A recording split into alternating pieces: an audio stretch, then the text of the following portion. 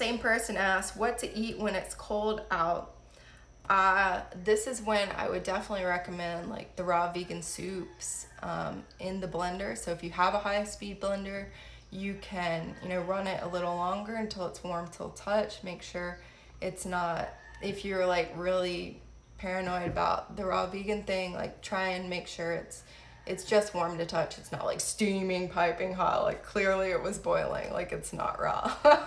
Who are we kidding?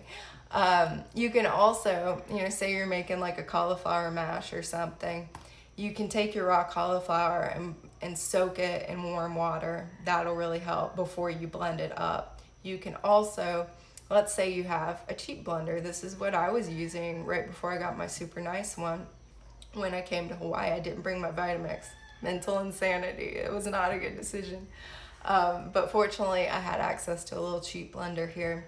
And so if I wanted something warm, what I would do is like blend up the soup in the blender and then put it in my like little Pyrex bowl or something, and then stick it in the dehydrator back there and let that warm up. Just take the trays out, pop it in the bottom, turn the dehydrator on, 115 is usually my go-to, and let that warm up for a few hours before I'm gonna eat it. In general, in the winter, store as much of your produce as you can out on the counter. Don't be eating things that are ice cold from the fridge. Don't be eating a lot of frozen fruit. Say you want to have your frozen berries in your smoothie, take them out beforehand, sit them in your measuring cup or whatever, and let them thaw out before you blend that and consume that. But wintertime, if you're trying to stay warm, it's not the time for banana and ice cream. Now, I've eaten banana and ice cream many a winter, and you can just suffer through it and put on a ton of clothes and crank your heat up. A little space heater or something can be helpful, but that's your choice. After that, you're gonna be pretty cold. And you could do herbal tea. Herbal tea is another thing that can give you that sense of like warmth and coziness during the winter if you drink herbal tea. In the morning time, I really like to heat up some water, and I'll cut a lemon in half, peel it and keep the white part on, the pith on, quarter it, put it in the blender with about a liter of hot water, as well as an inch of turmeric, an inch of fresh ginger, both fresh, and blend that up, strain it through a nut milk bag, and then you have a hot lemon water, kind of like a tea concoction, and it's very good. It's very anti-inflammatory. I've put parsley in it, I've put cilantro in it, and those have different benefits. I posted about that. So every morning I'm making some kind of elixir like that, and especially adding the ginger in, that's really, really warming and will help keep you nice and warm in the winter and stay raw. But you can totally do it. I've done it before. The coldest winter was in Indiana, which you wouldn't think is like maybe that cold, but it was really cold and snowy all the time, and I stayed raw that whole winter, and I was not doing a lot of the things I just mentioned. Like, if you really want to stay raw in the winter, you're gonna find a way to do it. So I believe in you.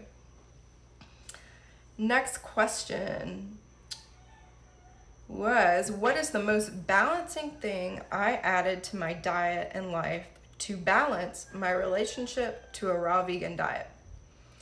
And some different things that came to mind were, still associating with people who aren't raw vegan, like that's really balancing. It's like, okay, this is the real world. This is what people are doing. That's okay. I can be me and do me and be around people who aren't eating like me, and that's fine. Like, they don't have to change. I don't have to change. We can get along and enjoy our common ground on other things.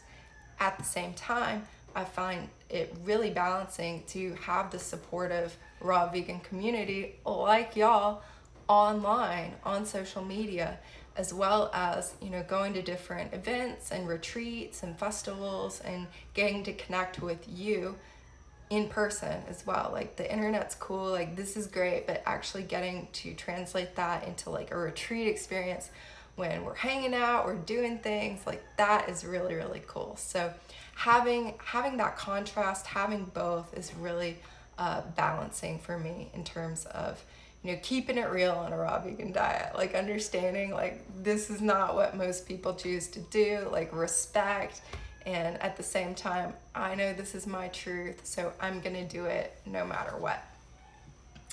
Another thing that was super balancing, more on the dietary spectrum, was the greens and living foods. One of the biggest slip up things that I've noticed for myself and for other people is, just pounding the fruit all day long and not eating enough greens, not eating living foods, these kinds of things. When I included more greens and really focused on more greens in my diet and more living foods in my diet, I found that I've had so much more energy. I feel so much more vital and alive, clear, clean, and bright.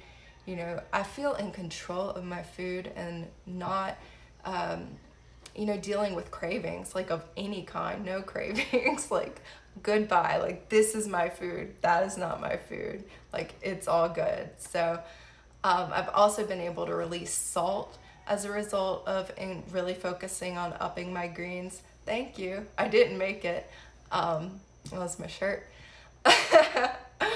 So yeah, focusing on the greens and microgreens, extremely balancing, and highly recommend it. If you're getting the results you want, drinking like 2 gallons of orange juice every day and like never eating greens, then I totally support you. But if you're not, something to look into is adding more greens. You might find that is really a very, very balancing thing. Another thing is, again, not being so hung up on diet, not focusing so much on diet to the exclusion of the other elements of a healthy lifestyle, because it's not all about what you're shoving in your face. That is very, very important, but there are other things to consider. So, for example, being really consistent with the body movement. Every day, I find that's best for me. Not like having a day off or anything, like moving my body every single day. I have the energy to do it when I'm eating really dialed in, and so it's really easy to motivate myself to do that. As well as including the daily relaxation and meditation. So not focusing on the physical body to the expense of not dealing with your mental and emotional health. Like, that's not cool. Like, if you're just eating perfectly, but like you can't manage your emotions, you can't deal with your mind, like that's the weakest link in your whole little wheel of health there. So focusing on meditation, including relaxation, grounding, time in nature, all of that is really, really important too. Very balancing components of a raw food lifestyle for succeeding long term. Next question was about we're kind of changing gears here a little bit. What attracted me to Reiki and why did I start? I first heard about Reiki a few years ago, at least. I remember hearing about it in Thailand and seeing, different Reiki centers and Reiki trainings and being like, oh, that's cool, but it wasn't the time for me. It was kind of like, all right, I'll do a Reiki training later on. Reiki is energy healing, if you don't know. It's a Japanese technique for stress reduction and relaxation that also promotes healing mind, body, soul, spirit, all the levels. It's super powerful. You're using your hands, you're placing your hands on someone and like allowing energy to flow through you. It's not your energy. You're allowing life force energy to flow through you and into another person. You can also do it at a distance. So I could be sending you Reiki right here, and I do different things to make that happen, and you can receive Reiki even though I'm not physically touching you. So it's pretty dang cool. Heard about Reiki, was like, all right, this is awesome. Eventually I'll do it.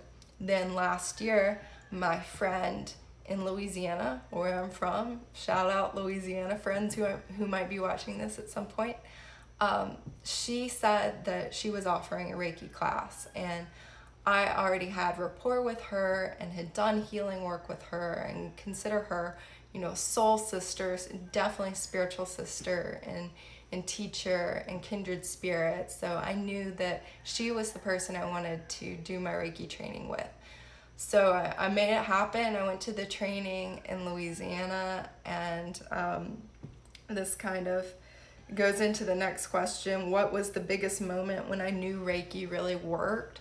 Well, in that training itself, I'll talk about 3 different levels, like, or actually just 2, but on myself, doing the Reiki guided meditations and the Reiki experiences where the teacher is giving you the energy essentially.